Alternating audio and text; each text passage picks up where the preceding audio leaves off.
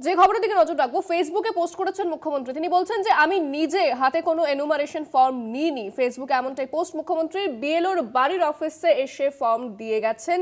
পোস্টে জানিয়েছেন মুখ্যমন্ত্রী, আমি কোনো ফর্ম পূরণ করিনি।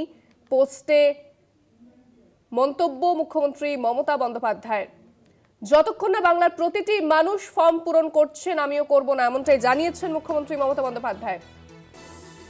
ফোনে রয়েছেন আমাদের প্রতিনিধি দেবজ্যোতি ঘোষ। দেবজ্যোতি, ঠিক কি বলেছেন মুখ্যমন্ত্রী ফেসবুক পোস্টে?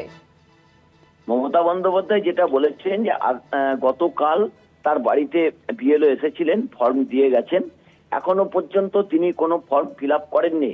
বিভিন্ন সংবাদ মাধ্যমে যে খবর প্রচারিত হয়েছে তা তিনি ভিত্তিহীন এবং মিথ্যা বলে তিনি বলেছেন। তিনি বলেছেন বাংলার প্রতিটি জনগণ যতদিন না এই ফর্ম ফিল আপ করবেন, পূরণ করবেন যথাযথভাবে, ততদিন পর্যন্ত তিনি এই ফর্ম ফিল আপ করবেন না।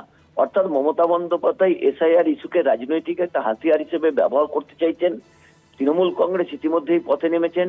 তৃণমূল কংগ্রেস নেত্রী মমতা বন্দ্যোপাধ্যায় বলেছেন ভারতীয় জনতা পার্টি এবং জাতীয় নির্বাচন কমিশন একসাথে ষড়যন্ত্র করছেন, এসআইআর করে বাংলার বৈধ ভোটারদের নাগরিকত্ব কেড়ে নেবার চেষ্টা করছেন।